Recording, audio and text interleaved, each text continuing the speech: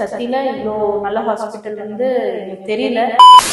என்னோட ஹஸ்பண்ட் வந்து skull fracture ஆக்சிடென்ட்ல ஸ்கல் ஃப்ராக்சர் ஆயிருந்துச்சு. இங்கே கொண்டு வந்து சேர்த்துருந்தோம். இதோட 15 days ஆச்சு. இப்போ டிஸ்சார்ஜ் ஆக போகிறோம். ஃபர்ஸ்ட் டே வந்தப்ப சுத்தமாக சுயநினைவே இல்லை, பிளட் லாஸ் அதிகமாக இருந்துச்சு. இங்கே நியூரோ சர்ஜன் வந்து பிரேம் சார் தான் வந்து ஃபர்ஸ்ட் இது பண்ணாரு. Prem sir, Prabhakaran sir, trauma surgeon எல்லாருமே இருந்தாங்க. வந்தோடனே நல்லா அட்டென்ட் பண்ணாங்க. வந்தோடனே ட்ரீட்மெண்ட் கொடுத்தாங்க.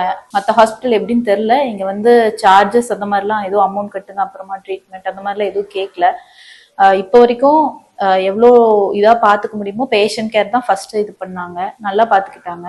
நர்சஸும் வந்து ஐசியூலையும் சரி, வார்டுக்கு வந்ததுக்கப்புறம் சரி, ஒன்ஸ் இன் வயசை வந்து நல்லா இதாக பார்த்துக்கிட்டாங்க. எந்த ப்ராப்ளமும் இல்லை. அதே மாதிரி இஎன்டியில் வந்து தருணிகா மேம், அவங்க வந்து டெய்லி வந்து செக் பண்றது, எப்படி இருக்கீங்கன்னு கேட்கறது, ஏதாவது வேற ஏதாவது ப்ராப்ளம் இருக்கா அப்படின்னு பாக்குறது, நிறைய ரிவ்யூ, வேற டாக்டர், டிஃப்ரெண்ட் டிபார்ட்மெண்ட் டாக்டர்ஸ் வந்து ரிவ்யூ கொடுத்தது, டெய்லியும் வந்து ரிவ்யூ பார்த்துட்டே தான் இருந்தாங்க. இங்க சத்தியில இவ்வளோ நல்ல ஹாஸ்பிட்டல் வந்து எங்களுக்கு தெரியல. அப்புறம் வந்து தெரிஞ்சவங்க மூலியமா தான் வந்தோம். ரொம்ப நல்லா பார்த்துக்கிட்டாங்க. இப்போ வந்து வேற எங்க போயிருந்தாலும் இவ்வளோ இதா வந்திருப்பாரான்னு தெரியல. நல்லபடியா வந்ததுக்கு ஹாஸ்பிட்டலுக்கு வந்து ரொம்ப தேங்க்ஸ்.